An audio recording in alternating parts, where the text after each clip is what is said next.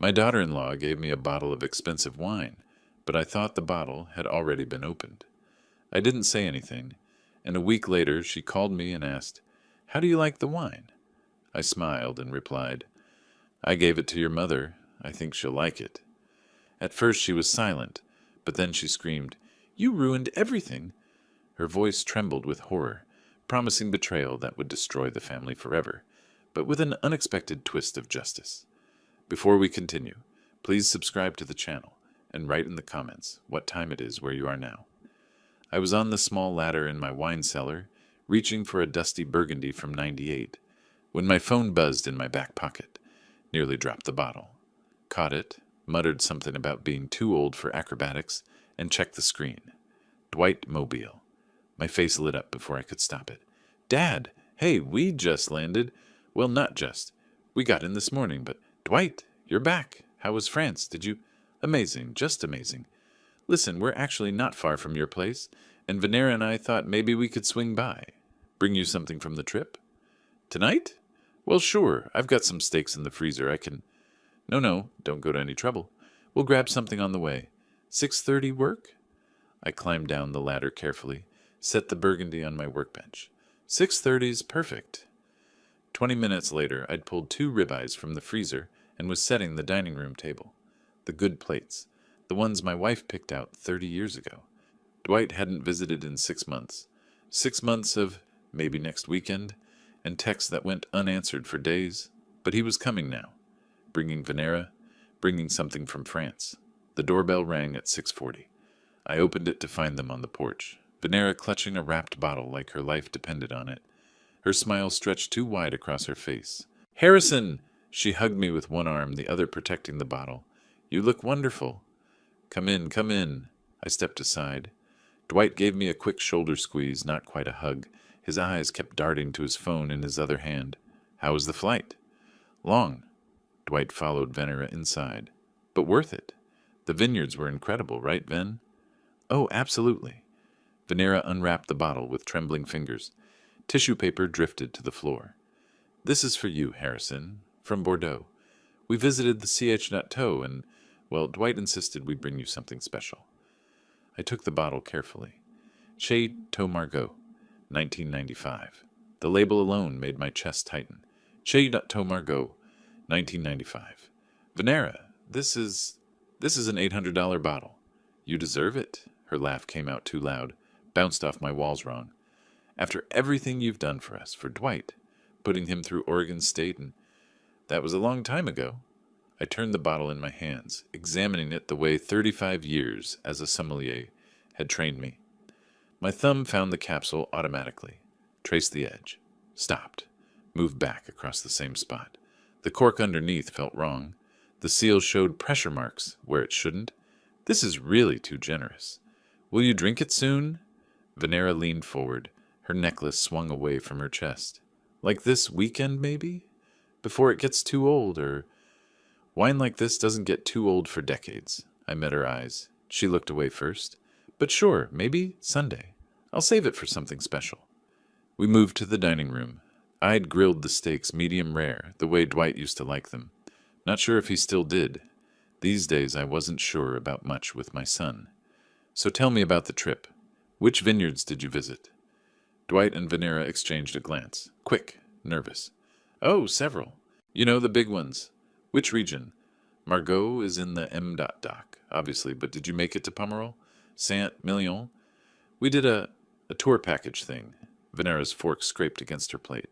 "They took us around. We didn't really track the names." "A tour package?" I cut my steak with careful precision, each movement deliberate.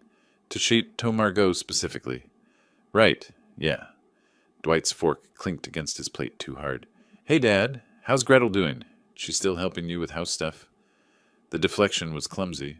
Obvious. I let it work anyway. "She's good. Had her over last week to help with the irrigation system. Her roof's leaking again, though. I told her I'd come by and patch it." "That's nice of you." Venera refilled her water glass. It was still half full. Her hands shook slightly. Water sloshed over the rim. We finished dinner with forced conversation about nothing. Dwight's startup that kept changing names. Venera's consulting work she never described. My garden, my blog, the weather. Every topic lasted 3 minutes before dying into awkward silence. They left at 8:30. Dwight hugged me at the door, brief and distracted. "Thanks for dinner, Dad. This was great. Come back any time. You don't need to bring $800 wine." He laughed, but it didn't reach his eyes. "Love you, Dad." "Love you too." I watched their car pull away, stood on the porch until the taillights disappeared around the corner. The June evening was warm, comfortable. Everything should have felt right. My son had visited, brought his wife, brought a gift. I locked the front door and headed back down to the wine cellar. The bottle sat on my workbench where I'd left it. Under my magnifying lamp, the problems became clearer. The capsule had been removed and replaced. Not professionally. The foil showed tiny creases at the neck. The cork beneath had been reinserted. I could see the compression marks where someone had forced it back down. Someone had opened this bottle, tampered with it, resealed it, and my son and daughter-in-law desperately wanted me to drink it this weekend. I picked up my phone. No messages. I typed, "Thanks for dinner, Dad. Venera loved seeing you." It arrived 3 minutes later from Dwight. I stared at the thumbs-up emoji. Replied, "My pleasure. That wine is too generous, though. When's a good time to call this week? Catch up properly?" His response came fast. "Swamped with work stuff. Maybe next weekend." 6 months of maybe next weekend. I set my phone down. The bottle sat under the light. $800. Chateau Margaux. Tampered cork. Nervous gift givers. Urgent timeline. My phone rang. Gretel's name lit up the screen. "Harrison, I hate to bother you this late, but my roof is leaking again in the back corner. Any chance you could come by tomorrow and help me patch it? I'll make you breakfast." I looked at the bottle, at the cork that had definitely been opened and resealed, at the wine my son wanted me to drink before it got too old. My thumb traced the label slowly. "Of course, Gretel. Morning work for you? 8 too early?" "8's perfect." I picked up the bottle, held it up to the light one more time. "And Gretel, I'll bring you something. A thank you gift for all the help you've given me this year." We said goodbye. I hung up. The Chateau Margaux sat in my hand. $800. Maybe more. Definitely tampered with. Definitely suspicious. I stared at it for a long moment, thinking about Venera's shaking hands, about Dwight's deflections, about tour packages to exclusive Bordeaux toes, about the cork that had been opened and forced back down. Then I wrapped the bottle carefully in bubble wrap and set it in my canvas work bag for tomorrow morning. The sun was already hot at 9 in the morning. I hammered the last shingle into place on Gretel's roof, sweat dripping down my temple. My back complained about the angle. 68 years old meant I felt every awkward position for days afterward. "Hand me another nail?" I called down. Gretel passed one up from the ladder below. We'd been doing this dance for years. Her roof, my irrigation system, her car, my gutters. The rhythm of helping each other had become comfortable, natural. "I'm sorry to keep asking for help, Harrison. I know you've got your own—" "Gretel, stop. You've helped me more times than I can count. That time my irrigation system flooded the basement, you were here at 11 at night with a shop vac. That was nothing. But money's been tight since the divorce, and calling a roofer is $400 minimum just to show up, which is insane. This is maybe $50 of materials and an hour of work." She climbed up a rung higher, handed me the tar brush. Venera used to call every Sunday. We'd talk for an hour. I haven't heard from her in... She counted on her fingers. 2 weeks? Maybe more. I called twice, got voicemail both times. Busy with work, probably. Maybe. She didn't sound convinced. She's been different lately. Stressed. Won't tell me why. I spread tar over the patch, working it into the corners. Thought about Venera's shaking hands last night. About her forced laughter. They seemed fine yesterday. They visited? Gretel's voice sharpened with surprise. Venera didn't mention they were in town. I kept my eyes on the tar. Came by for dinner. Brought me wine from their France trip. France? The confusion in her voice was genuine. Venera didn't mention any France trip. When did they... She stopped herself. Never mind. Not my business. We finished the patch in silence. Climbed down. I stretched my back, grimacing. Gretel wiped her hands on her jeans. Come in for coffee? It's the least I can do. Her kitchen was small. Worn Formica counters. Chipped linoleum floor, but clean and organized. She poured coffee into mismatched mugs. I retrieved my canvas bag from the porch. Before I forget, I pulled out the bubble-wrapped bottle and set it on the counter between us. She stared at it. Harrison, what? I unwrapped it carefully. The Chateau Margaux emerged, label gleaming in her kitchen light. Harrison, what? This is Chateau Margaux, 1995. Dwight and Venera brought it back from their France trip. France? Venera didn't mention any. She stopped, touched the bottle with one finger like it might bite her. This must be worth about $800, give or take. Her hand jerked back. I can't accept this. This is... You can. And if you need the money, there are wine auction sites. I can send you links, or you could drink it. But honestly, I leaned against her counter. Selling it makes more sense for you right now. Harrison? Her voice cracked. She blinked rapidly, pressed her palms flat on the counter. This is too much. It's not enough. For everything you do. I picked up my work bag. I should head out. Got some garden work waiting. She was crying now, silent tears sliding down her face while she stared at the bottle. Thank you. I don't... Thank you. I let myself out. The drive back to Lake Oswego took 30 minutes. I spent it with the radio off, thinking about Dwight's face when he was 7 years old, when he'd broken my favorite coffee mug and cried harder than I'd ever seen. I'm sorry, Daddy. I'm so sorry. I'd told him accidents happen, told him I loved him more than any mug. When had Daddy become Dad, become checking his phone at dinner? At home, I changed into garden clothes and headed outside. My tomato plants needed weeding. The mindless work usually helped me think. Usually. I knelt in the dirt, yanking weeds with more force than necessary. Clumps of soil flew. My hand squeezed around a weed root, knuckles white. Relaxed, squeezed again. 5 years ago, Dwight had shown up for my 63rd birthday, made sourdough French toast at 6 in the morning. Dad, sit down. I got this. He'd been at my stove, spatula in hand, grinning. When's the last time someone cooked for you? You don't have to. I want to. Actually, don't answer that question. It's depressing. I'd sat at my own kitchen table, watching my son cook. How's the new job? Good. Really good. I think this startup might actually... He'd caught himself, laughed. Sorry. I always say that, don't I? You're optimistic. Nothing wrong with that. You always believed in me, even when I screwed up. He'd flipped the toast expertly. You know that means everything, right? 5 years ago, before the text stopped, before maybe next weekend, before bottles of wine with tampered corks, I pulled another weed, stared at my tomato plants. When did we lose this? By evening, I'd showered and settled at my desk. My blog needed updating. Every week, I posted something about wine. History, regions, tasting notes, collection management. This week's topic, counterfeit wines. I typed, the fine wine market has a counterfeit problem. Collectors need to know warning signs. Capsules that don't match the era. Corks that show compression inconsistency. Labels with subtle color variations. My fingers paused. I read the sentence again. Typed, bottles that have been opened and resealed show specific tells to trained eyes. The cork develops compression marks. The capsule creases differently. Most concerning are gift wines from suspicious sources. I stared at that last sentence. Deleted. Most concerning are gift wines from suspicious sources.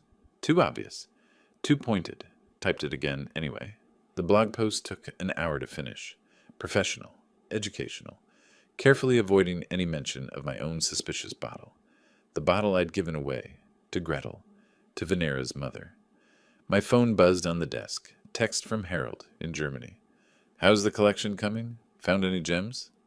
I replied, reorganized the 95 Bordeaux section. Gave away a Margaux today, actually. His response came fast. Gave away a Margaux? Dad, are you feeling okay? Long story. How's the vineyard? Harvest prep is killing me. Worth it, though. Heard from Dwight lately? I stared at the question. My thumbs hovered over the keyboard. Typed, saw him last night. He seems busy. Busy or avoiding? Sorry, not my business. Love you, Dad. Love you, too. Talk Sunday. I set the phone down, opened my wine blog draft again, read the paragraph about counterfeit bottles, about resealed corks, about wines that couldn't be trusted, saved it as a draft, didn't publish. Outside my office window, the June evening faded to darkness. I poured myself a glass of wine. Not Chilled to Margaux. A simple Oregon Pinot Noir. Local. Trustworthy. Mine. The glass was halfway to my mouth when my phone rang. Venera's name on the screen. I set the wine glass down, stared at her name. The phone buzzed again in my hand. Again. On the fourth ring, I answered. Venera? Her voice came through shaking. Wrong. Nothing like last night's forced cheerfulness. Harrison, have you drunk that wine yet? The Margaux? Something wild lived in her tone. Something barely controlled. My other hand tightened around my wine glass. The Pinot suddenly looked darker than it should. Venera? What's wrong? The wine, she was gasping, hyperventilating. Did you drink it? Please tell me you didn't. I haven't opened it yet. The lie came automatically, smoothly. 35 years of maintaining poker face at wine tastings. Professional calm while tasting oxidized garbage. Why? Is something. Oh, thank God, she sobbed. Actually sobbed. Okay, don't open it. She stopped. I could hear her breathing, fast and shallow. Could hear Dwight's voice in the background, distant but urgent. What are you doing? Hang up. I set down my wine glass very carefully. The Pinot sloshed against the sides. Venera, what's wrong with the wine? The pause stretched too long, too heavy. I could hear her breathing, hear Dwight saying something else I couldn't make out. Venera, talk to me. What's in... Venera, talk to me. What's in... It wasn't supposed to... Her voice cracked, words tumbling over each other. We just needed the money, we thought. My hand tightened around the phone. The Oregon Pinot sat on my desk, dark and innocent. Suddenly it looked like blood. What's in the wine, Venera? You have to understand. We had no choice. Carter's people, they said, What is in the wine? Silence. I could hear her breathing, fast and shallow. Could hear something crash in the background. Glass breaking. Then her voice smaller. Where did you say it was? I told you. I gave it to Gretel yesterday morning. Another pause. Then, Harrison, where exactly is that bottle right now? I told you. I gave it to Gretel yesterday morning. She helped me with... No! Full volume now, screaming into the phone. You ruined everything. It was supposed to... She cut herself off, breathing hard. You don't understand. That wine was for you. It was supposed to be you. My blood went cold. My office walls pressed in. Supposed to be me what, Venera? I mean... She was crying now, words spilling out like water from a broken pipe. We needed... There was no other way. The money, the debts. We thought if I just what? Died? No, not died. Just sick.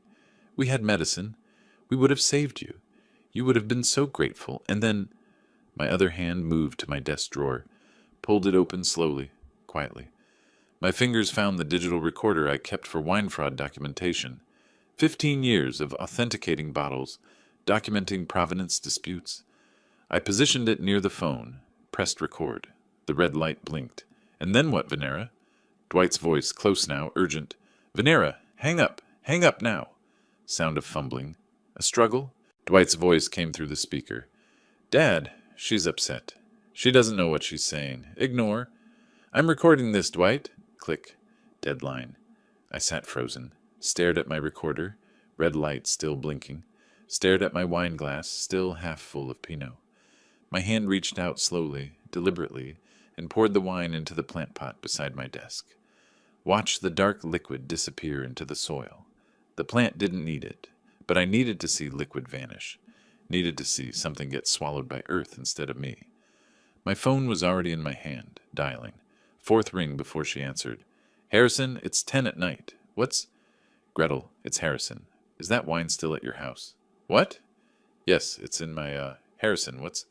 Don't drink it. Don't even open it. I wasn't planning to tonight, but I'm coming over, right now. I need to take it back. You're scaring me. What's wrong with the wine? I'll explain when I get there. 20 minutes. Just don't touch it. Promise me. I promise. Harrison, what's going on? 20 minutes. I grabbed my keys. Drove through Portland's dark streets with knuckles white on the steering wheel. Ran 2 yellow lights that should have been red. Parked crooked in Gretel's driveway. one wheel on her lawn, pounded on her door. "Gretel, it's Harrison. Open up." She opened it in her bathrobe, eyes wide. "Harrison, you're shaking. Where's the bottle?" "Kitchen counter. I was going to—" I pushed past her, not polite, not gentle. Found the Chateau Margaux sitting exactly where I'd imagined it, label gleaming under her kitchen light. Wrapped it in dish towels from her drawer. "Harrison, please. What's happening?" I turned to face her. She looked small in her bathrobe, confused and scared. Her daughter had given her poisoned wine. Her daughter, who hadn't called in 2 weeks, who was desperate and drowning and had decided her mother was acceptable collateral damage. "The wine is bad, Gretel. I mean really bad. Spoiled. I should have checked it before giving it to you. I'm sorry." "Spoiled? It's unopened. How could you—" "I'll explain everything. Soon, I promise. But right now I need to take it to someone who can verify what's wrong with it." She studied my face. 20 years of friendship meant she knew when I was holding back. "This isn't about spoiled wine." "No, it's not." "Does this have something to do with Venera?" I didn't answer. Didn't need to. Gretel's face crumpled. "Go home, Harrison. Do what you need to do. But come back and tell me the truth. All of it." "I will." The drive home took longer. I kept checking my rearview mirror. Kept seeing headlights that might be following. Might be Dwight. Might be someone else. At home, I set the wrapped bottle on my kitchen counter with exaggerated care. Made coffee, even though it was nearly midnight. Pulled out my laptop. Search. Toxicology Labs, Portland, Oregon. Search. Poison testing wine. Search. How to test for poison without police. The third search felt criminal. Probably was. But I needed to know what I was dealing with before involving authorities. Needed evidence beyond a panicked phone confession and my professional instinct about a cork. My phone buzzed. Email notification. From Alonzo Mitchell. Subject. Urgent favor. Time 11:47 p.m. Harry, got your message. Yes, I can test wine for contaminants. My lab does toxicology for hospitals and law enforcement. Bring it by tomorrow morning, 9 a.m. And Harry? Your voicemail sounded scared. You okay? Alonzo? I'd called him from the car. Left a rambling message about needing help, about testing a suspicious bottle, about it being life or death urgent. Alonzo and I went back 30 years. He'd helped me authenticate questionable wines before, tested vintage bottles for authenticity, but this was different. I typed back, 9 a.m., thank you. I'll explain everything then. My coffee went cold while I sat at the kitchen table. The recorder sat next to my laptop, red light finally off.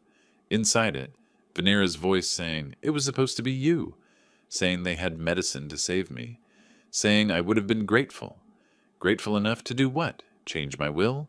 Give them money? Hand over my house? The clock read 1:34 a.m. when I finally went upstairs. Didn't sleep. Kept replaying the recording in my head. Kept seeing Dwight at 7 years old, crying over a broken mug. Kept seeing Dwight at 39, checking his phone at dinner, desperate to leave.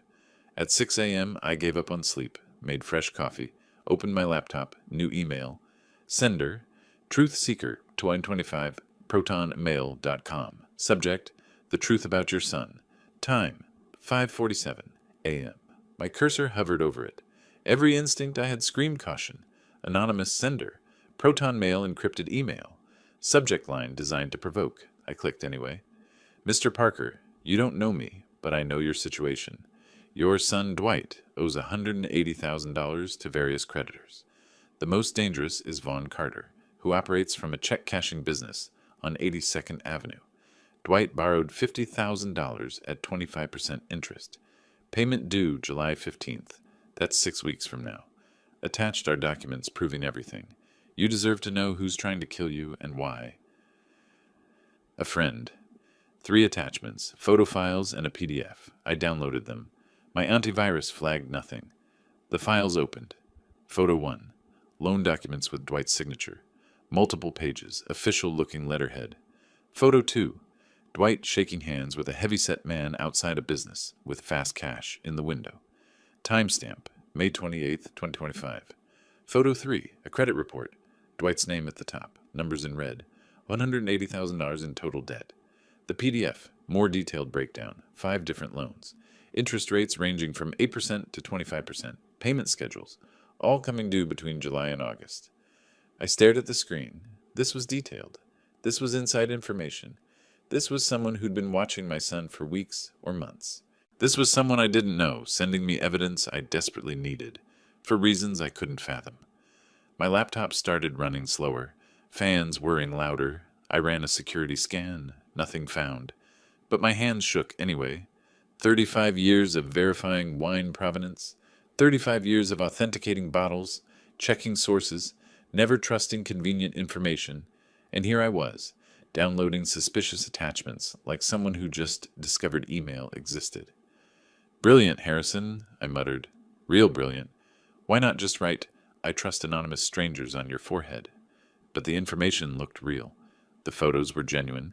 The dates aligned with Dwight's nervous behavior, with Venera's desperation, with $800 wine and tampered corks. My phone buzzed. Text from unknown number. "Did you get my email? Your son is in deeper than you think. The loan shark's name is Vaughn Carter. He works out of a check cashing place on 82nd Avenue. Dwight has until July 15th to pay. That's 6 weeks." I stared at the message, screenshot it, deleted it. The sender knew too much. Way too much. Who watches a family this closely?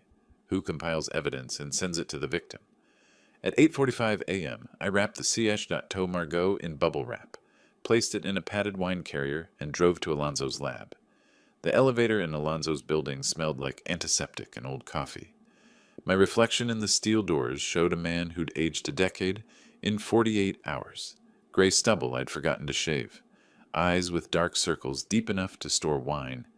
The lab was on the 4th floor. Industrial space converted to something clinical. Alonzo met me at the door, took one look at my face, and gestured me inside without a word. "Let me see it." I unwrapped the C.H.Tow Margot carefully, set it on his examination table under bright lights. Alonzo pulled on latex gloves, picked it up, rotated it slowly. "Walk me through why you think this is poisoned." I pointed to the cork. "The seal's been compromised. See the pressure marks? Someone uncorked this, added something, resealed it. Not a professional job, but careful enough that most people wouldn't notice." "Most people aren't sommeliers." He set it down with exaggerated care. "What are we looking for? Arsenic? Something botanical?" "I don't know. Something that would cause sudden illness. Heart attack symptoms, maybe. Something with an antidote." His eyebrows rose. "An antidote. That's specific. The person who gave this to me..." I stopped, rephrased. "The people who tampered with it had medicine ready to save me after I got sick. That's..." Alonzo whistled low. "That's calculated. That's not crime of passion. That's premeditated. You sure about this?" I pulled out my phone, played him the recording. Venera's voice filled the sterile lab. "It was supposed to be you. We had medicine. You would have been so grateful." Alonzo's face went pale. "Jesus, Harry. Can you test it?" "I can test it." He looked at the bottle like it might explode. "Give me 3 days. I'll run every panel we've got. Alkaloids, heavy metals, cardiac glycosides, everything. 3 days? For you? I'll make it priority. But Harry, this is evidence. This is attempted murder. You need to call the police." "Not yet. Harry. I need to understand why first. I need to know how deep this goes." I headed for the door. 3 days. Call me the second you know anything." Back home, I stood in my office, staring at my phone. The French importer's number was in my contacts from 2 years ago. Portland Wine Conference. We talked about Burgundy aging potential for an hour. It was 8 p.m. in Bordeaux. I dialed. "All. Claude, this is Harrison Parker from Portland, Oregon. We met at..." "Monsieur Parker." "Oui, I remember you. The conference, your knowledge of Burgundy was impressive. How are you?" "I'm well. I'm calling about a recent purchase. My son, Dwight Parker, claimed he visited Chateau Margaux in May and purchased a bottle of their 1995. Keyboard clicking. Long pause. "Monsieur Parker, I show no purchases under that name. Are you certain it was through our import company?" My pen pressed hard against my notepad. Could he have bought directly at the Chateau? Impossible. Chateau Margaux does not sell directly to tourists. All purchases go through authorized importers. And a 1995? More clicking. We've had 3 bottles in our inventory this year, all sold to established clients. No Parker, no first-time buyers. So there's no way.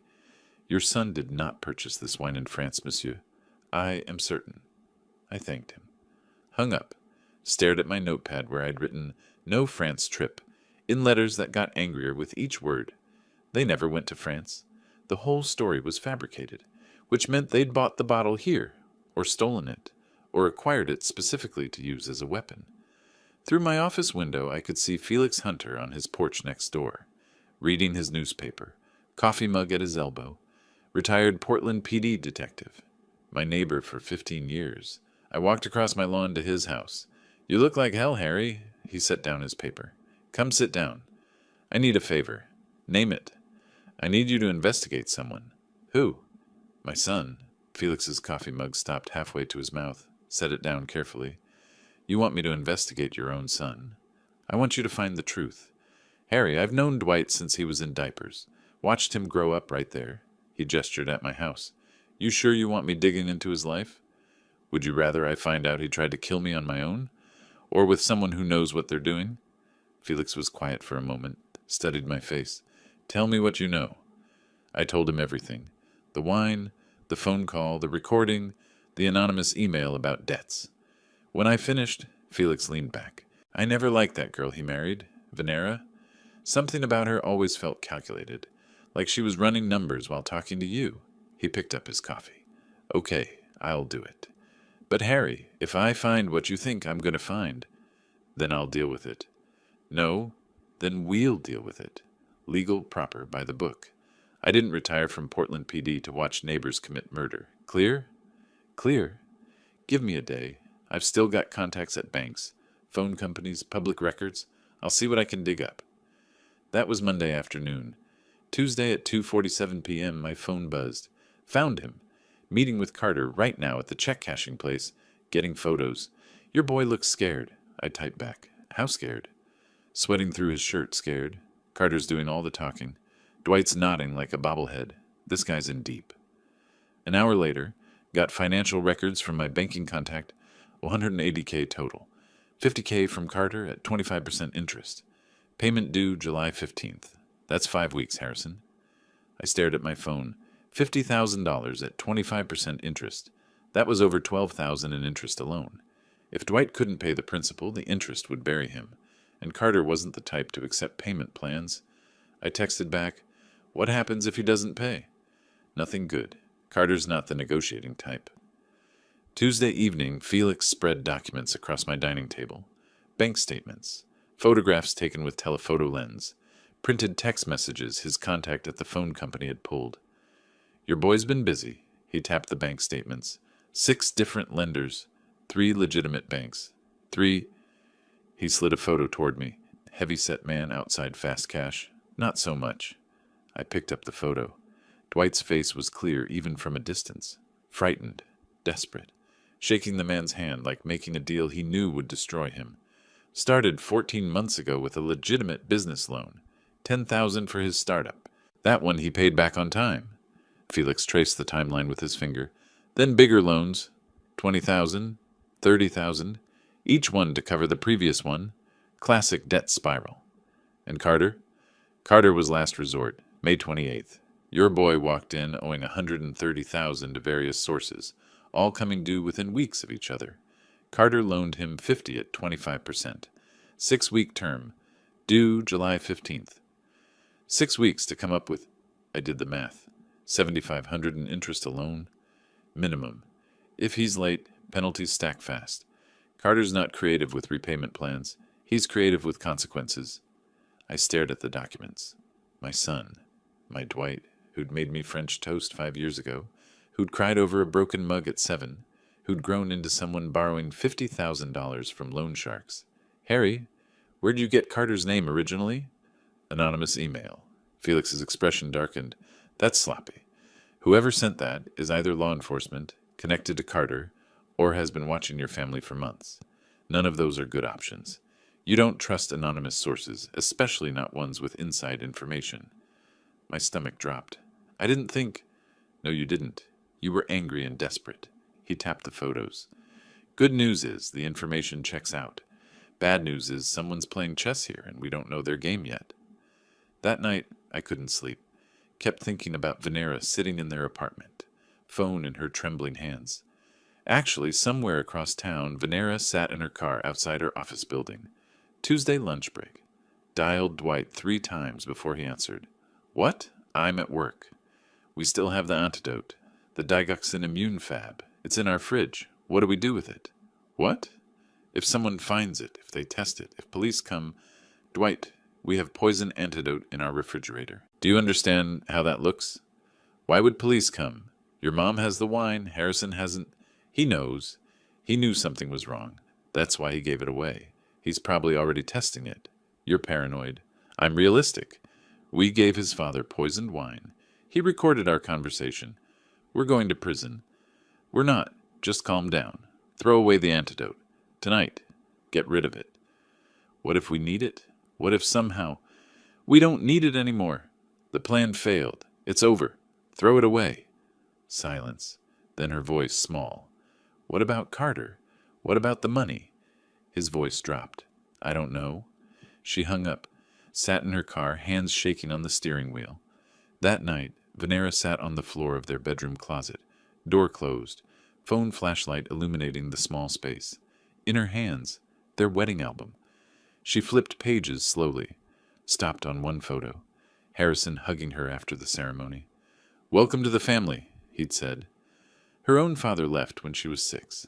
Harrison was everything her father wasn't. Present, kind, proud of her.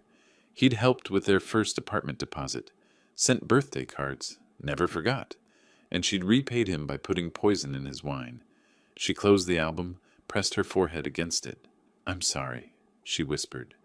But sorry was just another empty word in a life built on empty words and desperate schemes. Wednesday afternoon, I was in my garden, hands in dirt, trying to work off 3 days of nervous energy. My phone buzzed in my pocket. I stripped off my gardening gloves, saw Alonzo's name, sat down hard on the ground, right there among the tomatoes. Tell me. Harrison, sit down. You need to hear this. I'm sitting. It's not just poison. It's a combination. Oleander extract and arsenic trioxide, specifically formulated to cause cardiac arrhythmia that mimics natural heart attack. In a man your age, the ER wouldn't even question it. My free hand gripped a tomato stake for support. But here's the thing.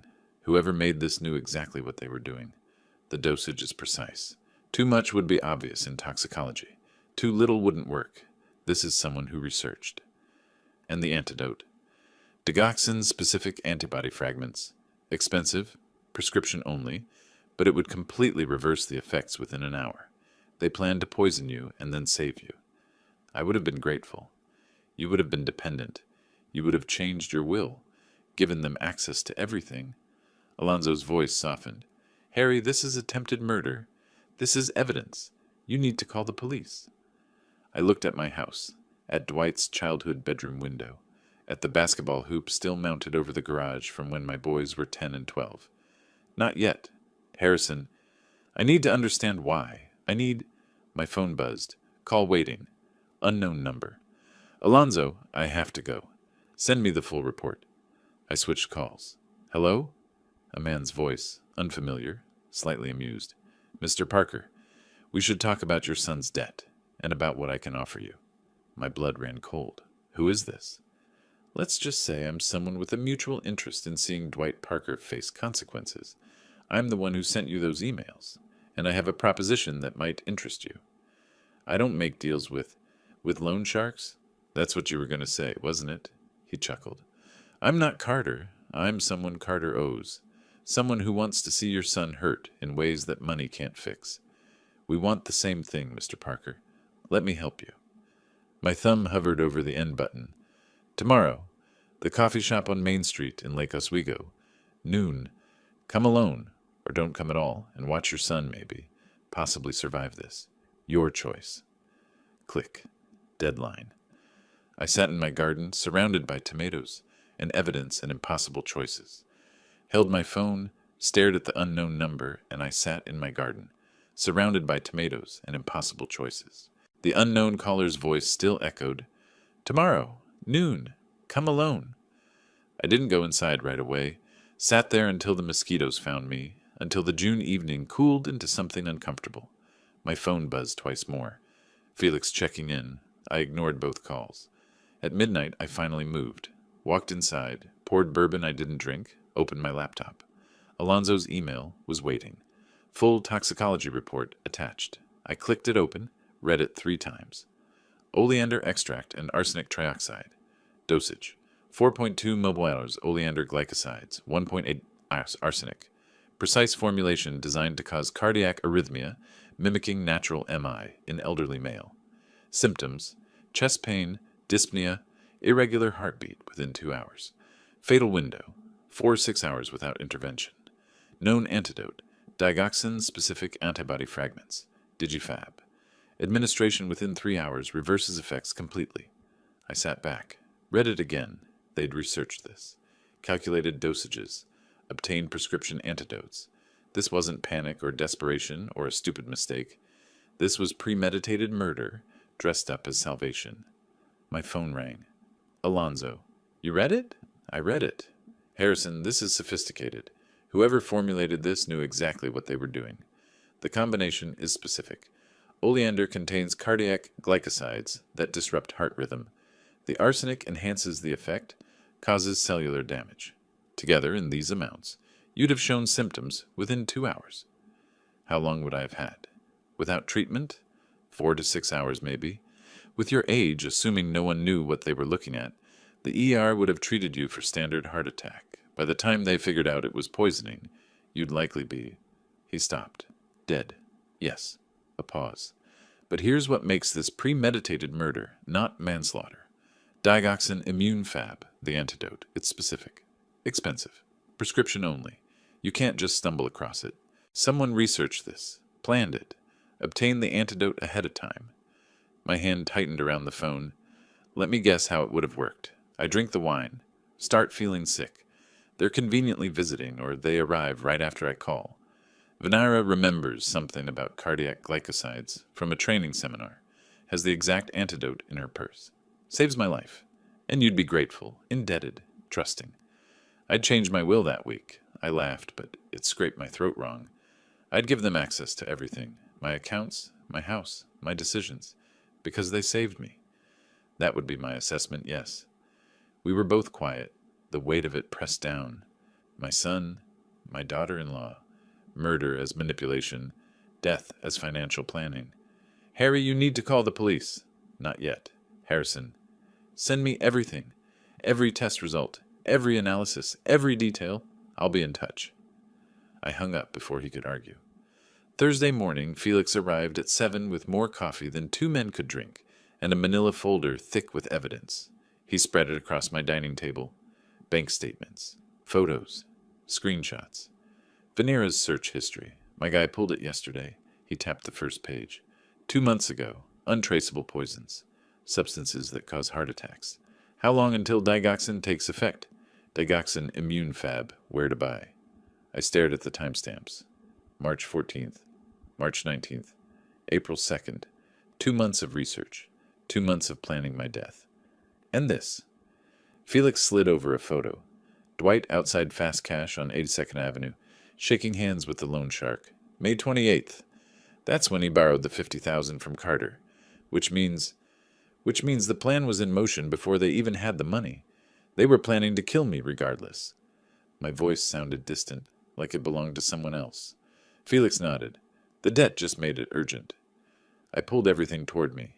The lab report, the search history, the loan documents, the photos, the recording of Venera's confession, evidence enough to bury them. Felix leaned against my counter. We take this to the police right now. Attempted murder, fraud, conspiracy. You've got her confession on tape. No. Harry, this isn't about revenge. It's exactly about revenge. I met his eyes. They didn't just try to kill me, Felix. They tried to make me grateful for it. They wanted to own me, control me, drain me dry while I thanked them for the privilege. So you want them in prison. I get it. But I want them destroyed. Socially, financially, emotionally. I want them to lose everything they value before they lose their freedom. I want them to feel what they tried to do to me. Helpless, manipulated, watching everything collapse. Felix was quiet for a long moment. That's not justice, Harry. That's vengeance. Good. I stood, gathered the papers into neat stacks. They'll get justice in court. First, they get me. At 7 p.m., my doorbell rang. I checked the Ring camera. Dwight and Venera. Venera held a gift bag. My jaw tightened. I climbed the stairs from my wine cellar, composed my face into pleased surprise, opened the door. Dad! Dwight stepped inside, glancing around. We felt terrible about last time, rushing off like that. You look tired. Venera's eyes searched my face. You taking care of yourself? Same as always. She held out the gift bag. We noticed you never take supplements. At your age, you really should. These are top quality. We researched them specifically for men over 65. I accepted the bag, looked inside. 3 bottles. Vitamin D, calcium. Something labeled Heart Health Formula. Heart Health? I traced the label. What's this one? CoQ10 and other stuff. Venera's words came too fast. Really good for cardiovascular function. You should start taking them right away, like tonight. Tonight? That urgent? No, I mean, not urgent. Just, sooner is better. With supplements. Dwight put his arm around her shoulders. She worries about you, Dad. We both do. I can see that. I set the bag down carefully. This is very thoughtful. Will you stay for dinner? They exchanged a glance. Venera's eyes widened slightly, panic or warning. We can't tonight. Dwight has an early meeting tomorrow. But soon? Soon. I walked them to the door. And Venera, thank you especially. I know heart health is important at my age. After they left, I locked the door, stood there counting to 60. Then I grabbed the gift bag and headed to my office. The vitamin bottles looked legitimate. Professional labels, sealed caps. I used a knife to pry open the first bottle. Inside, clear vials, medical packaging, nothing like vitamins. I photographed everything, every angle, every detail. Then I texted Alonzo. Photo attached. Is this what I think it is? His response came fast. Where did you get this? My son brought it. Said it's vitamins. That's Digifab, the antidote, in a vitamin bottle. Harrison, call the police. Now. I stared at the bottles on my desk. 3 of them. All relabeled. All containing prescription medication they claimed was supplements. They'd brought me the antidote. To the poison I never drank. From the wine I gave away. If there's an award for worst planned murder, I'd nominate them in a heartbeat. I typed back to Alonzo. Not yet. I need you to document this. Photograph, catalog, everything. Evidence chain. You're building a case. I'm building a gallows. At 10 p.m., I opened my laptop, navigated to my wine blog's admin panel, started typing. Warning, counterfeit Chateau Margaux, 1995, detailed analysis. I wrote for an hour, clinical, professional, detailed photos of the bottle, the tampered cork, the suspicious seal. No names, just facts, just evidence, just enough for anyone who knew wine to understand what they were looking at. My 3,000 subscribers would see this at 6 a.m. The post would spread. Questions would follow. Connections would be made. Tomorrow, my son's world would start to collapse. I scheduled it for dawn, closed the laptop, poured a glass of wine. Not Margaux, never that again. Something honest. A 2019 Oregon Pinot from Harold's Vineyard in Germany. My loyal son's wine. I held it up to the light. Deep garnet, clear, beautiful. Tomorrow, everything changes. My phone buzzed. Unknown number. Impressive. You're actually doing it. But there's something you should know before you declare war. Check your email. Video attached. Venera's not done. Neither is your son. V. My hand tightened around the wine glass. I set it down carefully, afraid I'd shatter it. The email was waiting. Video attachment. Thumbnail showed Venera outside a pharmacy. I clicked play. Wednesday afternoon. Yesterday. Venera approaches a building. Greenwood Pharmacy on Hawthorne. Meets someone near the entrance. The camera angle shows her face clearly. The other person's back only. Money exchanged. Small package received. Brown paper bag, maybe 6 inches by 4 inches. Venera looks around nervously. Then she's crying. Actually crying. Wipes her face. Takes the package. Leaves. Timestamp 2 p.m. 3 hours before they came to my house with the vitamins. I watched it again, then again. On the 3rd viewing, I paused on Venera's face. The tears were real. The fear was real. But so was the transaction. She bought more. She bought more poison. And I had no idea what she was planning to do with it. My phone rang. Felix. Harry, are you okay? I've been calling. Get over here. Now, bring your tablet. There's something you need to see. At 6:02 a.m., I refreshed my blog. 2 comments already. By 6:30, 27. By 8 a.m., 143. My phone wouldn't stop buzzing. Wine Guru, Seattle. Harrison, this is attempted murder, not authentication fraud. I type back, I'm documenting potential health hazards. The authorities will determine criminal liability. A vintage collector, NYC. That specific bottle. I remember it. Someone tried selling it on eBay. March? April? Seller backed out when I asked for documentation. My fingers paused on the keyboard. Do you remember the seller's username? D. Parker, 1986. Portland area. Said it was family collection, but couldn't provide purchase records. There it was. Proof of earlier planning. Proof they'd tried to sell the bottle, probably to fund the scheme when they first conceived it. Proof this wasn't impulsive desperation. Sommelier Life PDX. Holy hell. Harry, are you saying someone in your family? I didn't respond to that one. Let them draw their own conclusions. My coffee went cold. I kept refreshing, kept watching the numbers climb. By noon, 287 comments. By 3 p.m., the post had been shared to Reddit's wine community, multiple Facebook groups, Instagram accounts. Traffic counters showed 23,000 views and climbing. My phone rang. I let it go to voicemail. Rang again. Different number. Voicemail. Someone from Wine Spectator. Someone from the Oregonian's food section. A detective from Portland PD asking if I'd filed a report. I turned off the ringer. Watched my son's world burn in real time through comment threads and share counts. At 10 a.m., I drove to Lake Oswego. The coffee shop on Main Street. Carter was already there. Back booth, expensive suit, cheap coffee. I slid into the opposite seat, uninvited. Placed a manila folder on the table between us. Said nothing. He opened it. Flipped through slowly. Photos of his check cashing operation. Client lists. Loan documents with interest rates that would get him 20 years. Closed it without expression. Felix Hunter's work? Very thorough work. You're blackmailing me. I'm offering you a business proposition. I pulled a bank envelope from my jacket, set it beside the folder. $60,000 cash for a $50,000 debt. 20% profit for 1 hour of your time. Or I give this folder to the Portland Police Department. Felix still has friends there. Good friends. Carter drummed his fingers on the table. What's your angle? You buying your son's debt just to forgive it? I'm buying it to control it. He'll pay every penny. But first, he'll do something for me. What? I leaned forward. He'll confess. Everything. On video? Notarized? The poisoning attempt, the planning, all of it. Then he'll pay the debt monthly from his salary until it's clear.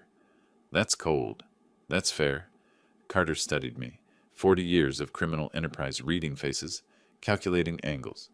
Whatever he saw made him smile slightly. Deal, he extended his hand. Cash first, though. I slid the envelope across. He counted it. $61,000 bills. Pocketed it. Your boy's problem is your problem now.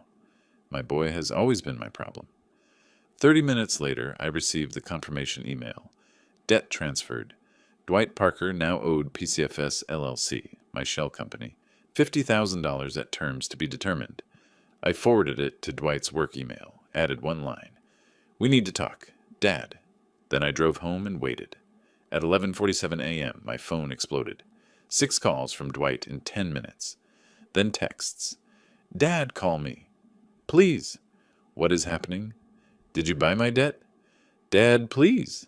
I didn't respond. Let him spiral. Let him check my blog and find the post. Let him connect the dots. Let him understand that I knew everything and he knew nothing. Felix called at noon. Harry, your blog is everywhere. Someone found Dwight's old eBay listing. It's in the comments with screenshots. I saw. There's a reporter at your front door. I see that too.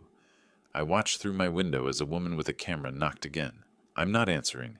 Good. Harry, this is working. The wine community is destroying him without you saying a word. His name is all over those comment threads now. Someone posted a link to his startup's website. People are leaving reviews, 1-star ratings, comments about not trusting a company run by someone who poisons family members. I pulled up the reviews on my laptop. Felix was right. Dwight's startup, some app nobody used, now had 47 new reviews, all 1-star, all mentioning the wine. My phone vibrated. Dwight calling again. I declined it. Then a text from Venera. We need to talk. Tonight? Your place or ours? I typed back. Mine.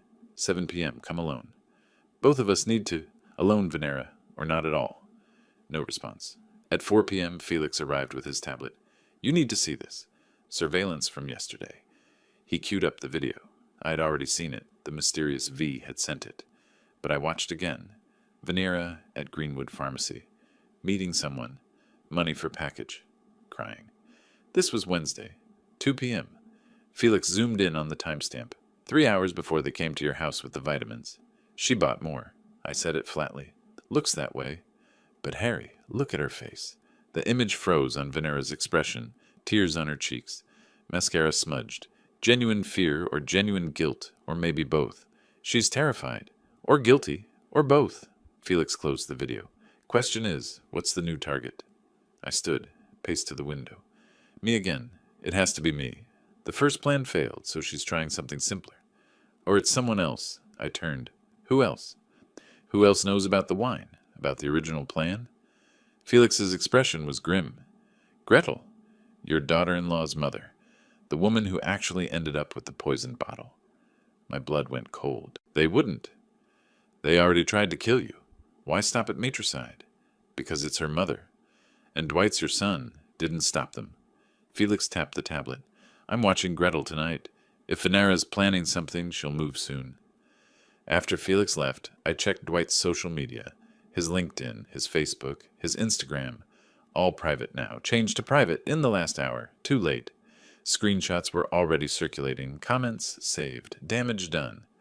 At 6:45 p.m., I was reviewing the debt transfer documents when my phone buzzed. Text from Dwight. Can't reach Venera. She's not answering. Do you know where she is? I stared at the message. Typed. She said she was coming here at 7. She's not there yet? No. Dad, I'm scared. Something's wrong. She's been acting weird all day. Won't tell me what she's doing. When did you last hear from her? 4 p.m. She said she had errands. That's it. She won't answer calls or texts. My stomach tightened. I checked the time. 6:52 p.m. If Venera was planning something with that pharmacy package, if she'd spent all day preparing, my phone rang. Unknown number, I answered. Mr. Parker? A man's voice, young, shaking. This is Sam from Greenwood Pharmacy. I'm calling about a woman who was here yesterday. Venera Parker? I think she might be in trouble. What kind of trouble? She bought arsenic, like a lot of arsenic. For gardening, she said, but the amount was... Look, I'm not supposed to call customers, but I saw the news today. About the poisoned wine. And I remembered her, and I just... If she's planning to hurt someone... When was she there? Yesterday, 2 p.m., but sir, she came back today. 20 minutes ago, bought more. And she was crying. She kept saying, I'm sorry to herself. I think she's going to do something.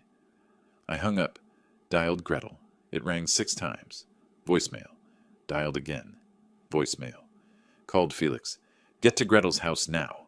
Venera bought more poison today. She's not answering her phone. Gretel's not answering hers. Go! I grabbed my keys. Ran for the door. My car was in the driveway when I stopped. Something was wrong. Something felt wrong. I walked back inside. Through the kitchen. To the garage door. Flipped on the light. Everything looked normal. Car, tools, storage, workbench. Then I saw it. On my workbench. A wine glass. My wine glass from earlier. The one I'd used for Harold's Pinot. I stepped closer. The glass still had wine in the bottom. Deep garnet red. And floating in the wine. Small white crystals. Barely visible. Dissolving slowly. My phone buzzed. Text from unknown V. She came while you were meeting Carter. Spare key under the flower pot. You really should move that. She added oleander extract to every open wine bottle in your house. Your Pinot. Your Chardonnay. Your daily drinking bottles. She was here 30 minutes. Felix was with you. I was watching her. You're welcome. V. My hands shook. I'd almost drunk that. Would have, if not for Felix's arrival. The distraction, the surveillance video discussion. I'd almost drunk it. Another text. She's not targeting Gretel. She's been targeting you. Again. All day. Check your coffee maker. Check your orange juice. Check everything. I walked to the kitchen like moving through water. Opened the refrigerator. My orange juice container sat on the top shelf. I pulled it out, held it to the light. Small particles suspended in the liquid, settling at the bottom. The coffee maker. I lifted the lid. The grounds looked normal until I stirred them with a spoon. White powder mixed in. She'd poisoned my house, my food, my drinks, everything. While I was out destroying her life online and buying her husband's debt, she was in my home poisoning everything I might consume. I pulled out my phone, dialed 911, stopped. If I called now, they'd investigate. They'd find the poison. They'd arrest her, and I wouldn't get to finish what I started. My thumb hovered over the call button. Another text from V. Don't call the police yet. You're close to something bigger. Trust me. Who are you? Someone who wants the same thing you want. Venera and Dwight destroyed. But there's more to this than you know. Give me until tomorrow. Then you'll understand everything. V. My phone rang. Felix. Harry, I'm at Gretel's. She's fine. She's here. She hasn't drunk anything unusual. She's safe. I exhaled. Thank God. Where are you? Home. Felix, Venera poisoned my house today while I was meeting Carter. The wine, the coffee, the orange juice, everything. Silence. Then, Jesus, did you? I'm fine. I didn't drink anything. Someone warned me. Someone? Who? I don't know. They've been texting me, watching the house. They knew Venera was here. Harry, that's not good. I know. But they saved my life. Twice now. Or they're playing you. Setting up something worse. My doorbell rang. I checked the camera. Venera, standing on my porch, alone, hair disheveled, eyes red from crying, hands empty. She rang again, then knocked, then pounded on the door. Harrison, please, I know you're home. I need to talk to you. Please. Felix's voice through the phone. Harry, don't open that door. I have to. This ends tonight. Harry! I hung up, walked to the door, put my hand on the knob. Every instinct screamed not to open it. But I'd started this. I'd published the blog. I'd bought the debt. I'd declared war. Time to face the enemy. I opened the door. Venera stood there, mascara streaked, hands shaking, looking like someone at the end of everything. I know you know, she whispered. I know you've known all along. And I'm here to tell you everything. Please, just listen. I stood there, Venera on my doorstep, mascara streaked, looking at the end of everything. I know you know, she whispered. I know you've known all along, and I'm here to tell you everything. Please, just listen. I stepped aside. She came in, sat on my couch like a defendant awaiting sentencing, but I had other plans for tonight. Save it for tomorrow, I said. We're having a family dinner, Saturday, 6 p.m. Everyone. Her head snapped up. Everyone. You, Dwight, your mother, your brother. Piper? Why would you invite... She stopped. Understanding dawned across her face. Oh, God. You know about Piper. I know everything. I pulled out my phone, dialed the number that had been texting me, put it on speaker. It rang twice. A male voice answered, Took you long enough to call back, Mr. Parker. Venera went white. That's Piper Green. Venera's brother, your almost son-in-law. His voice carried amusement. We should talk. Face-to-face would be better, but phone works for now. You're V. I watched Venera's face crumble. You've been feeding me information, helping me. Why?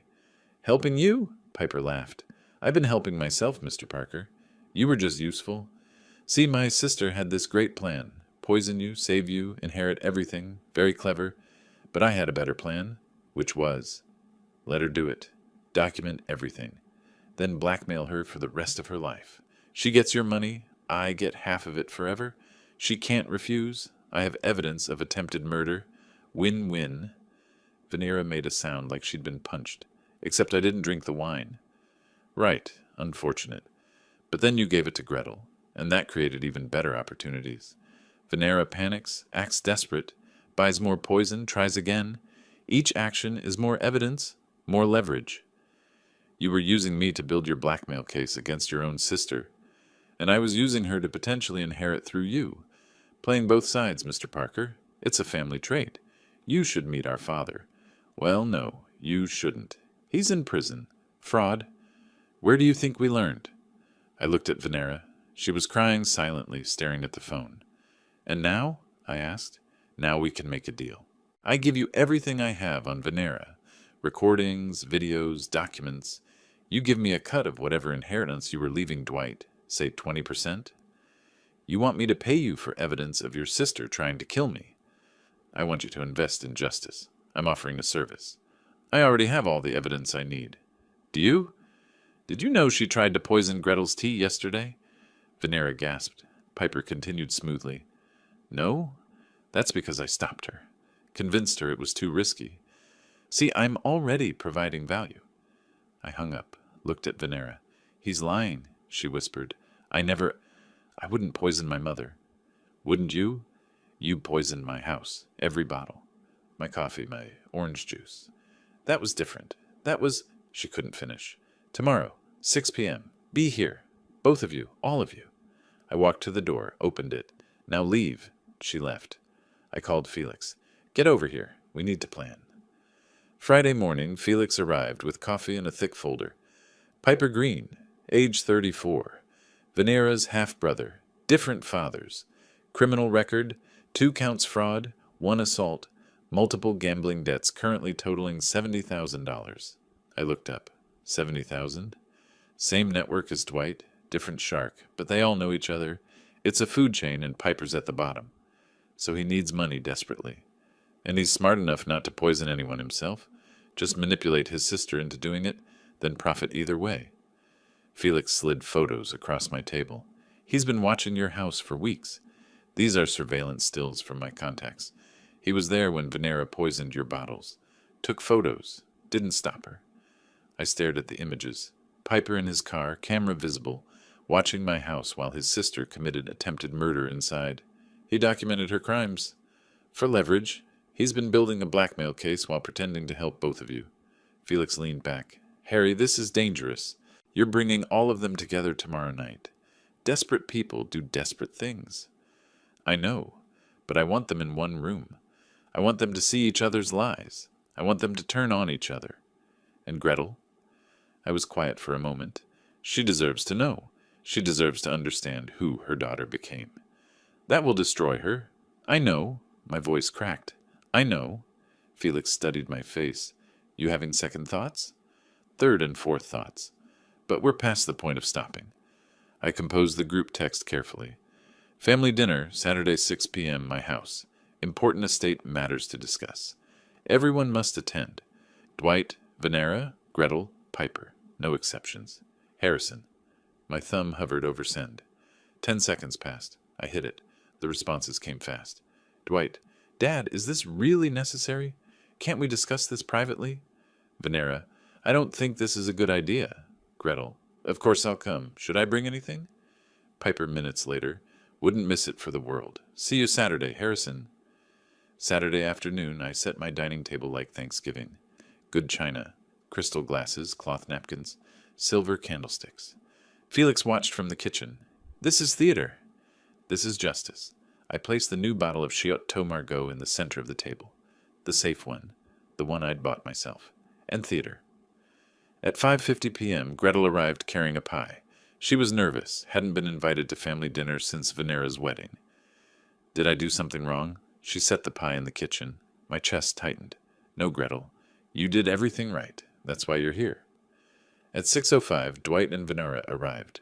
They paused in the doorway, seeing Gretel already seated, seeing the formal table, seeing my expression. Venera's face drained of color. Come in! My voice was flat. They sat. Dwight's hands shook. Venera kept glancing at her mother, then away. At 6:08, Piper arrived carrying wine. The audacity. He kissed Gretel's cheek, shook my hand firmly, clapped Dwight on the shoulder, playing the perfect family member. His eyes met mine over the handshake. A challenge. A smirk. Everyone sat. Gretel smoothed her napkin on her lap, exactly like my late wife used to do. My throat constricted. She didn't deserve this. I could still call it off. Send everyone home. My hand moved toward my phone. Then Piper laughed at something Dwight said, and the moment passed. I stood at the head of the table, picked up the Chateau Margaux. Thank you all for coming. I know this is unusual, but we need to talk about family, about trust, about wine. I held up the bottle. About this wine specifically. Venera's hands gripped the table edge. Dwight stared at his plate. Piper leaned back, watching. Gretel looked confused. Harrison, what's this about? I'll explain, Gretel. But first, I examined the bottle in the candlelight. Professional assessment. This is a Chateau Margaux 1995. Expensive. Rare. Beautiful. The last one I received was poisoned. Gretel gasped. What? Who would... That's what we're here to discuss. I set the bottle down. This one is safe. I verified it personally. Because I've learned I can't trust gifts from family. Dad, Dwight started. Don't. Not yet. Let me finish. I pulled out my phone, set it on the table. Screen showed a paused audio file. I have recordings, evidence, lab results, financial documents, search histories, everything. Venera started crying silently. Dwight wouldn't look up. Piper's smile faded. Gretel looked between her daughter and me. Someone please tell me what's happening. I took a breath. Gretel, I'm sorry. You need to hear this. Your daughter and my son tried to poison me. Not once. Multiple times. And your son... I looked at Piper. He helped them, while pretending to help me. Piper's smile vanished. The room exploded. Gretel. What? No. Venera would never. Venera. Mom, I can explain. Dwight. It wasn't supposed to go this far. Piper stood. I don't have to listen to this. Sit. Down. Something in my tone made him hesitate. Felix emerged from the kitchen, blocking the exit. Piper slowly sat. I pressed play. Venera's voice filled the room. There was no other way. The money, the debts. We thought, if I just what? Died? No, not died. Just sick. We had medicine. We would have saved you. Gretel's hands flew to her mouth. No, Venera, tell me this isn't real. But Venera was crying too hard to speak. I stopped the recording, looked at Piper. Your turn. Want to tell everyone why you've been feeding me information? Why you're really here? Piper's jaw tightened. I don't know what you're talking about. Really? I pulled out my phone, showed the text thread. We had a conversation. You admitted everything. Gretel turned to Piper. You knew? You knew and didn't stop it? I was protecting myself. You were building a blackmail case against your own sister. My voice was ice. Admit it. The table erupted. Accusations, denials, crying. Gretel stood, backing toward the door. I reached for her. Gretel, I'm sorry. But she was already leaving, keys in hand. The door slammed. Silence. Then Dwight, voice hollow. What now? I looked at the three of them. My son, his wife, the manipulator. Now we discuss terms. I picked up the Chateau Margaux. But first, I held it out to Venera. Would you like to open it? Share a glass? She stared at it like it was a snake. I smiled coldly. What's wrong? You gave me wine before. Piper lunged for my phone on the table. Felix was faster, grabbed his arm, slammed him back down, and Dwight stood, grabbed a knife from the table setting, and Dwight held the knife to his own throat. If you press charges, I'm dead anyway. Carter's people will kill me in prison. The blade shook in his hand, pressed against skin. A thin red line appeared. Put the knife down, Dwight. My voice came out steadier than I felt. Why? So you can destroy me slowly instead of quickly? The blade pressed harder. I'm dead either way, Dad. At least this way is my choice. That's not a choice. That's cowardice. Is it? You want to lecture me about courage? You who spent 40 years serving wine to rich people, never taking a risk. Never trying to murder my own father for his money. That kind of risk. His hand shook harder. I didn't have a choice. There's always a choice. You made yours. Multiple times. Felix moved closer. Cop instincts. Son, put down the knife. Let's talk about this. There's nothing to talk about. Don't you get it? I'm finished. Dwight was screaming now. My business failed. My debts are impossible. My father owns my life, and I tried to kill him. There's no coming back from that. Then you've got nothing to lose by putting down the knife. Felix's voice stayed calm, trained. Put it down. Dwight's eyes met mine. For a moment the knife pressed harder. Then his hand dropped. The knife clattered on the hardwood. He put his head on the table and sobbed. Felix kicked the knife away, stood behind Dwight, hands ready. I sat back down, pulled out the folder, spread papers across the table methodically, lab report, financial statements, screenshots, the phone with the recording, each document placed with deliberate care. My hands were steady, my voice was not. Let me show you what I have. For 10 minutes I presented evidence. Venera's search history from March, untraceable poisons, substances that cause heart attacks, Dwight's loan documents, photos of him with Carter, the lab analysis showing oleander and arsenic, the vitamin bottles that were actually antidote. They sat silent, broken, caught. Then Venera spoke, voice strangled. It was me, all of it. Piper suggested it, but I planned it. I researched the poisons. I bought them. I convinced Dwight. She looked at her brother. And you said you'd help us. You said you'd protect us. You were just... I was advising my sister, giving information. I didn't poison anyone. Piper's voice was cold. You helped. You researched the dosages. You told me where to buy. Prove it. Venera turned to me, ignoring him. He's right. I did it. Dwight didn't even know at first. I told him after I'd already bought the poison. He tried to talk me out of it. I didn't try hard enough. Dwight's voice was hollow. I knew it was wrong. But the money, the debts, you thought you'd inherit and problems would disappear. My voice was flat. And when I gave the wine to Gretel? Venera's face crumpled. I panicked. I thought my mother would die. Because of me. She was crying fully now. And then Piper said I should try again. That I'd already crossed the line, might as well finish. I said no such thing. Piper started. You did! Venera's scream cut him off. You said in for a penny, in for a pound. You were building evidence against me. You told Harrison about the house poisoning before I even did it. I pulled out my phone, showed the text thread. These are from you, admitting everything. Piper went pale. Tell them, I said. Tell them about your gambling debts. Tell them how you were going to blackmail your sister after she murdered me. Tell them how you played both sides. Silence. Then Venera, quietly, I'm pregnant. My head snapped up. What? 8 weeks. Found out a month ago. Right before. She stopped. Right before you escalated to poisoning my house. My voice was hollow. I was desperate. The baby, the money, the timing. So your answer was murder. My answer was survival. Her voice cracked. You don't understand what it's like. Growing up poor, watching my mother work 3 jobs, wearing thrift store clothes while kids mocked me. I swore I'd never be like that. Never have my child grow up how I did. So you'd make your child grow up with parents in prison instead. She flinched. Her hands moved protectively to her stomach. I saw the gesture. My future grandchild, growing right now, while I decided their fate. I sat down heavily, didn't speak for a full minute. The room tilted. My grandson or granddaughter, first grandchild, should be joy, was terror instead. This baby would grow up knowing Grandpa almost sent both parents to prison. Or worse, would grow up not knowing because I did send them to prison. What would my wife have wanted? She'd want to know her grandchild. She'd want mercy. But mercy for attempted murder?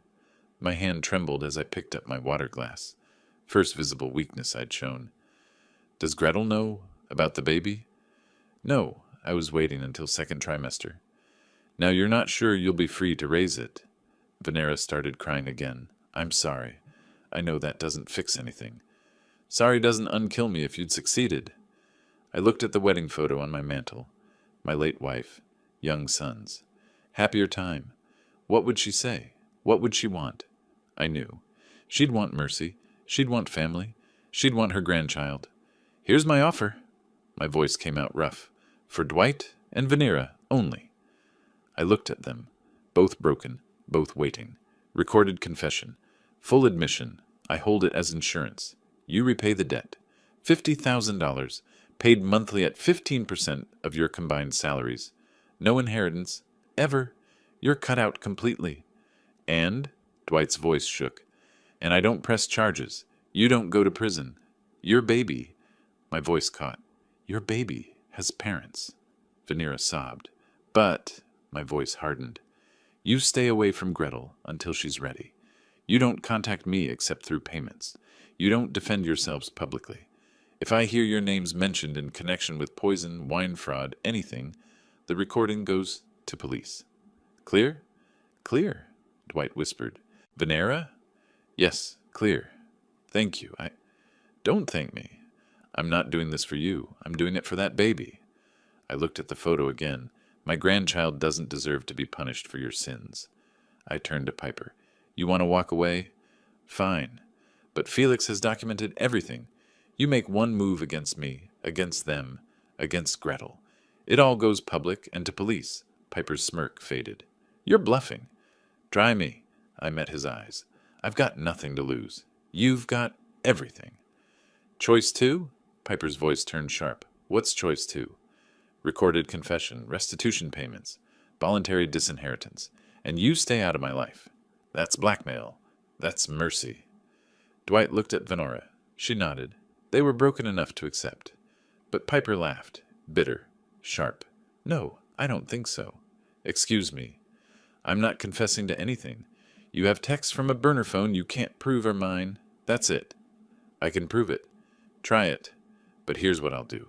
You try to prosecute me. I go public. All of it. Your name, their names, Gretel's name. Every news outlet. Destroy your reputation along with theirs. My reputation is already. That was vague.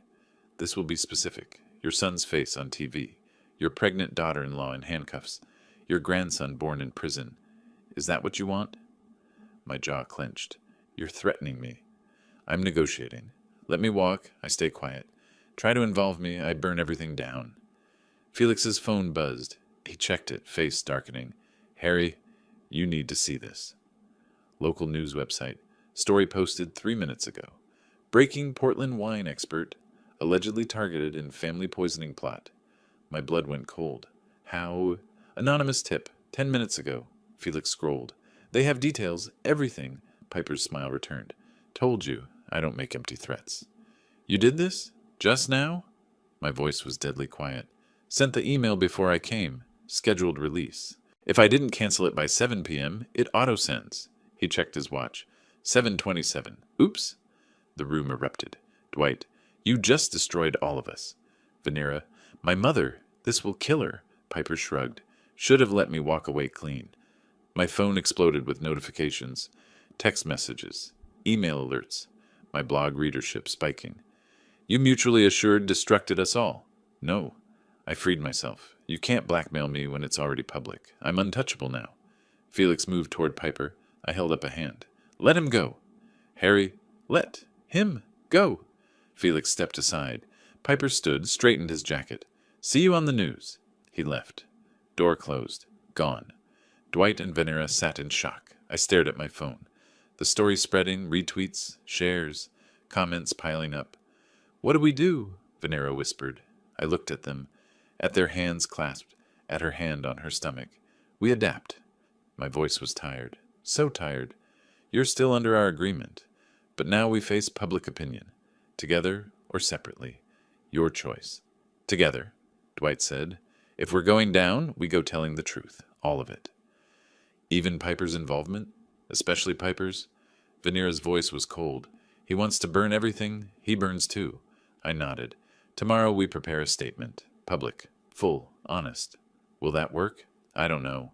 But it's all we have. My phone buzzed. Harold. From Germany. Dad, what the hell is going on? CNN International just picked up the story. Call me. My loyal son. Dragged into this. We have to call your brother, I told Dwight. What do we tell him? The truth? No more lies. Outside, a car pulled up. News van.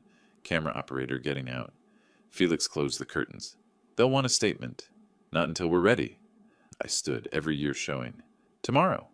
I picked up the Sea Chateau Margaux. This cost $800. I bought it to make a point. I held it to the light. I think I'll drink it. Because if my reputation is burning, I might as well enjoy good wine. Dwight managed a weak smile. Can I have a glass? No. You're paying restitution. You get box wine for 10 years. Felix's phone rang. He answered, listened. That was Gretel. She saw the news. She's coming back. Venera's head snapped up. Mom? She says if you're facing this, you don't do it alone. 15 minutes. Venera broke down completely. Because her mother, who had every reason to abandon her, was coming back. I don't deserve her, she sobbed. No, I agreed. You don't. But she's coming anyway. That's what mothers do. The story was spreading. My private revenge, now public spectacle. I'm sorry, Dad, for all of it. Dwight's voice was quiet. I didn't respond immediately, just looked at him, at Venera, at the evidence of their crimes and my revenge. Tomorrow, we face it together. Tonight, I need you to leave. I need to think. They left. Felix offered to stay. I declined. The house emptied. News van still outside. Phone still buzzing. I opened the C.H. Tow Margot. Poured a glass. Stood at my window looking at the news crew. Tomorrow, everything changes. Again. Tonight, I drink good wine and wonder if revenge was worth the price. The wine tasted like ashes. Sunday morning, I opened my curtains to 5 news vans on my lawn. Cameras pointed at my house like artillery. My phone showed 87 missed calls. The doorbell rang again, rang continuously. I sat at my kitchen table with cold coffee and the evidence folder. Called my lawyer first, then the police. 2 detectives arrived at noon. Morrison and Silva. I led them to the dining room where everything was still spread from last night. Recording device, lab reports, financial documents, Piper's texts, the poisoned wine glass sealed in a bag. Morrison picked up the recorder. You documented everything. I'm a wine authenticator. Documentation is what I do. For 3 hours I gave my statement. My throat was dry by the end. Mr. Parker, this is one of the most meticulously documented attempted murders I've ever seen. Why didn't you come to us immediately? I wanted to understand why first. I wanted them to face themselves before they faced justice. Morrison spread photos across the table. Walk me through the timeline. May 15th. My son and daughter-in-law returned from a trip they claimed was to France. It wasn't. They presented me with a Chaberteau Margaux, 1995. I noticed the cork had been tampered with. But you didn't report it? I didn't know what it was yet, just that something was wrong. I gave the bottle to Gretel Green as thanks for helping with my roof. So you inadvertently gave away poisoned wine. I inadvertently saved my own life. My voice came out flat. When Venera called, asking if I'd drunk it, she panicked. That's when I knew. Morrison played the audio. Venera's voice filled the room. You ruined everything. It was supposed to be you. My colleague analyzed the wine. Oleander extract and arsenic trioxide. Dosage calculated to cause cardiac arrest in a man my age. And they had the antidote ready. The plan was to poison me, let me suffer, then save me and gain my trust. My money. That's premeditated attempted murder. That's my son and daughter-in-law? My voice cracked. They arrested all 3 simultaneously. Felix texted me photos. Dwight in handcuffs at his apartment. Venera crying in a patrol car. Piper arguing with officers. All going to the same place. All because I'd documented everything. At the police station, Venera confessed within an hour. Her lawyer tried to stop her, but she talked anyway. I did it. All of it. I researched the poisons. I bought them. I put them in the wine. I convinced Dwight to help. Why? Money. We were drowning. Dwight owed $180,000. $50,000 to a loan shark. We were going to lose everything. I thought if we saved him after poisoning him, he'd be grateful. He'd help us. And when he gave the wine to your mother? Venera closed her eyes. I panicked. I thought my mother would die. Because of me. So I bought more poison. Tried to poison his house. Tried to... Crying now. I kept trying because I was in too deep. Because my brother said if I stopped, all I'd have was guilt and no money. Your brother was involved? He was playing both sides. Feeding information to Harrison, feeding me advice. Trying to profit from whoever survived. And you're pregnant? Her hand moved to her stomach. 8 weeks. That baby will be born while you're in prison, Mrs. Parker. Sunday evening, Gretel appeared at my door, eyes swollen from crying, stepped in without waiting, closed the door behind her, stood in my entryway like she was afraid to come further. I didn't know. You have to believe me. I didn't know. I know, Gretel. I never thought you did. She sat at my kitchen table, hands wrapped around tea she wasn't drinking. She's my daughter, my baby girl. I changed her diapers. I walked her to her first day of school. I worked 3 jobs to give her a better life, and she... Voice breaking. She tried to kill you. She tried to poison me. How did I raise someone who could do that? You didn't raise that person. You raised a little girl who loved you. Somewhere along the way, she became someone else. I failed her. No. My voice was firm. You did everything right. She made her choices. Evil choices. But they were hers. I pulled out my checkbook. Wrote carefully. $10,000. Slid it across the table. I can't accept this. This is too much. You can, and you will, because you deserve it. Because someone in that family should have something good come from this nightmare. My voice softened. Because you remind me why I bothered fighting at all. There are still good people. She took the check with shaking hands. I'll pay you back. No, you'll pay it forward. That's enough. After she left, I sat alone in my house. News vans still outside. Phones still buzzing. Evidence folders still on my table. I'd won. I'd survived. I'd gotten justice. Why did it feel like losing? Monday morning, a messenger delivered an envelope. County jail return address. Dwight's handwriting. Dad, I know you'll never forgive me. I don't deserve forgiveness. But I need to tell you why. Not to excuse it, just to explain. It started with Harold. I know you loved us both. I know you tried to be fair. But he was always the good one. The successful one. Went to Germany, became a real vintner, sent you money, called every week. And me? I was the screw-up, the dreamer, the one whose startups failed, who needed help, who couldn't make it on his own. I saw how your face lit up when Harold called, how you talked about his vineyard with pride, how you never had that same pride when people asked about me.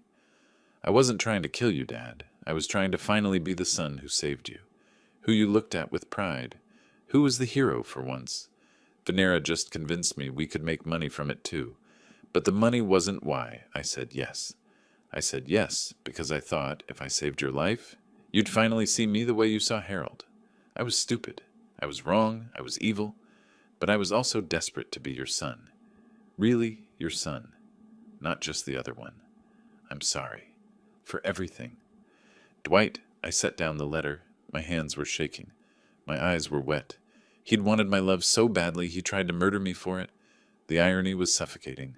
Had I favored Harold? Had I been unfair?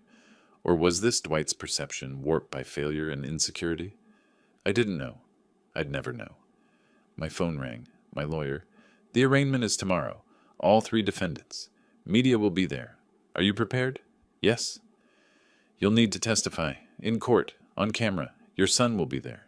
I know. This isn't easy. No. But it's necessary. I walked to my wine cellar, stood among the bottles. My collection, my life's work. The thing that was supposed to bring joy.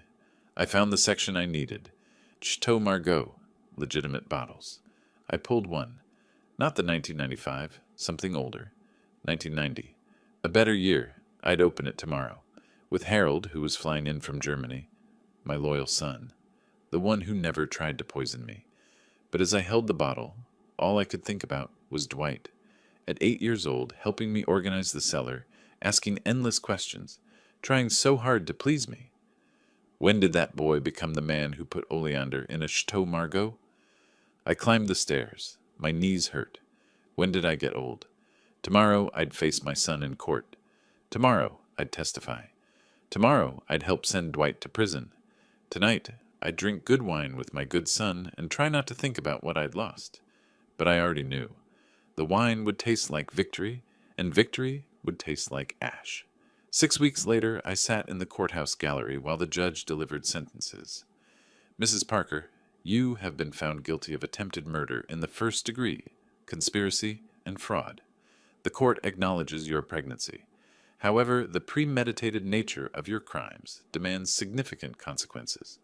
You are hereby sentenced to 8 years in the Oregon State Correctional Institution for Women, with possibility of parole after 5 years. Venera sobbed. Her lawyer steadied her. Mr. Dwight Parker, you are sentenced to 10 years in the Oregon State Correctional Institution, with possibility of parole after 7 years. Dwight showed no reaction, just stared at the table. Mr. Piper Green, you are sentenced to 5 years, with possibility of parole after 3 years. Piper's face darkened, but he said nothing. This court notes that there are no winners here. A family has been destroyed. Justice has been served, but at immeasurable cost. Court is adjourned. Dwight was let out in chains, passed within 6 feet of me, looked at the floor, not at me. Deliberate avoidance. I didn't call out, didn't reach. Just watched my son disappear through a door.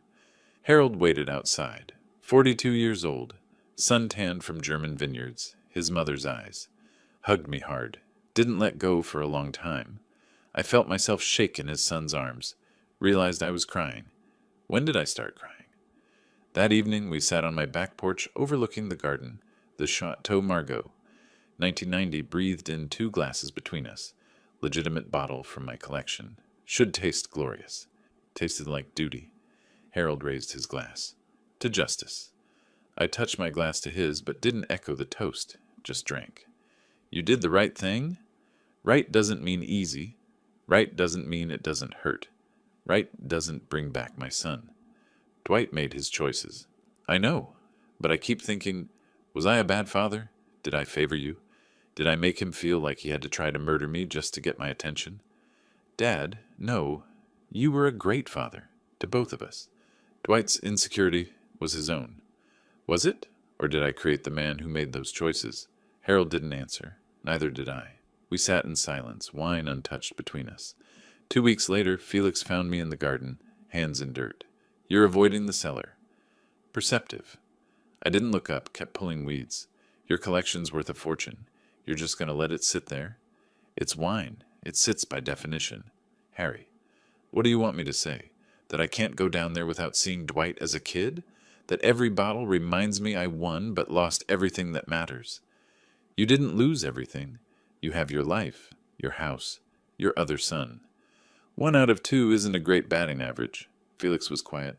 The DA's office wants to give you a commendation for the documentation. They want to give me an award for sending my son to prison. They want to acknowledge you did the right thing when it was hard. I finally looked up. I don't want an award. I want my son back, the one who wasn't a murderer. The 8-year-old who helped me organize wine bottles. Can they give me that? No. Then I don't want their award. I posted on my blog that week. Not about tannins or terroir. About cost. The most expensive wine is the one that costs you your family. Be careful who you raise your glass with. Sometimes the price is higher than you can afford. Sometimes you pay it anyway. The comments came fast. Harrison, we've followed this story. I can't imagine what you've been through. The most expensive wine. That hit hard. I'm sorry for your loss. Because it is a loss, even though justice was served. One comment stood out. You destroyed your own son for trying to steal from you. Was it worth it? Was your pride worth your family? I read it 3 times. Didn't respond. Closed the laptop. Wondered if they were right. One day, sorting mail, a photograph fell out. 20 years old, wrinkled, colors faded. Dwight at 19, standing next to me at a wine tasting. Both smiling. Dwight looking at me with hero worship. I traced his face in the photo with one finger. Whispered, I saved my life, but I lost my son. 1 month after sentencing, I checked my mailbox. Bills, junk mail, and an envelope with Oregon Women's Correctional Center return address. Venera's name in the corner. I read it standing in my driveway. Then sitting on my porch steps. Then at my kitchen table with bourbon I didn't drink. Dear Harrison, I know I have no right to write to you. I know I don't deserve your attention or your time. But I need to tell you something. I'm pregnant. You already knew that. But what you don't know is what it means. This baby, your grandchild, is due in February, 6 months from now. I'll give birth in the prison medical unit, probably in chains. Then what?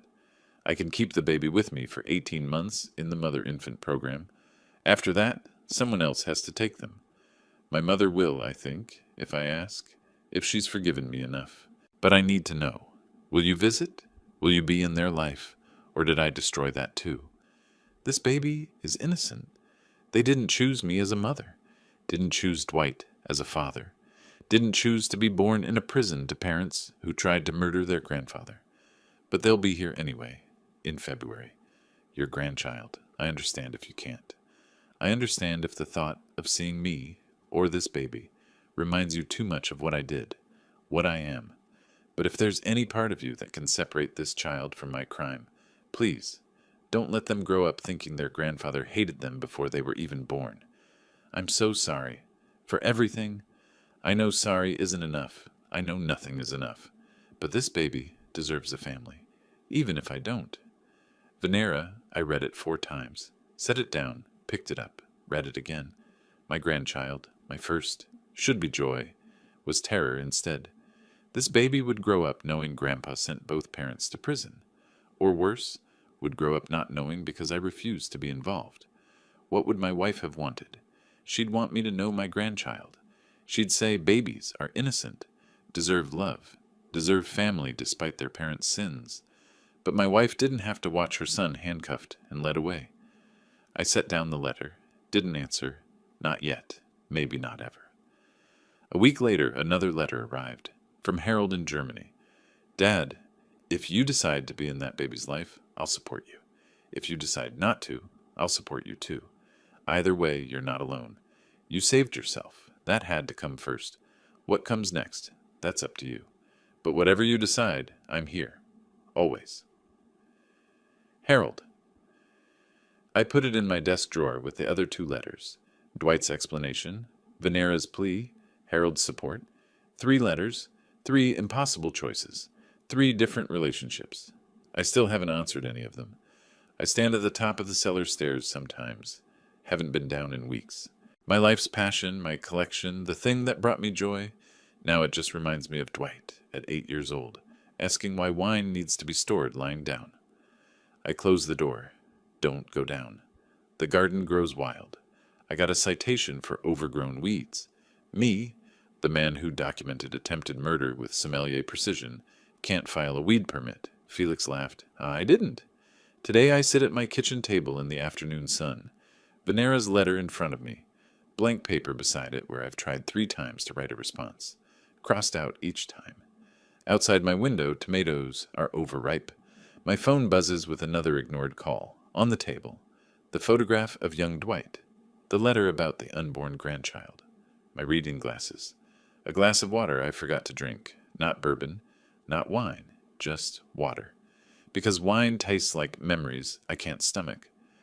Harold's return ticket to Germany is tomorrow. I'll be alone again. With my victory. With my justice. With my loss. I pick up the pen, put it down, pick it up again. What do I write? Congratulations on your pregnancy in prison? I'll be there when my grandchild is born in a correctional facility. Don't contact me again? I don't know. I fold the letter, put it in the drawer with the others. Both unanswered, both maybe unanswerable. I walk to the back porch, look at my garden, my house, my life. I won. I survived. I got justice. Why does it feel like losing? The sun sets over Portland. My garden fades into shadow. Inside, my wine collection sits untouched in the cellar. Tomorrow I'll have to decide about the pregnancy letter. Tomorrow I'll have to figure out how to live with my victory. Tomorrow. Tonight, I just sit and watch the sunset and wonder if the old Harrison, the one before the poisoned wine, would recognize the man I've become. I don't think so. And I don't know if that's growth or just damage. My grandchild will be born in February, 6 months from now. I have that long to decide if I'm a grandfather or just a victim. I genuinely don't know which I'll choose. The wine cellar door stays closed. The letters stay unanswered. The garden grows wild. And I sit in the afternoon sun with a pen in my hand and a letter before me, unable to write the first word. Because some decisions are harder than revenge. Some victories cost more than defeat. And some stories end not with answers, but with questions that will never fully resolve. That's the taste of justice. That's the aftertaste of revenge. Bitter, complex, lingering, just like good wine, just like survival. If you like this story, please like this video, subscribe to the channel, and share your impressions of this story in the comments. To listen to the next story, click on the box on the left. Thank you for watching.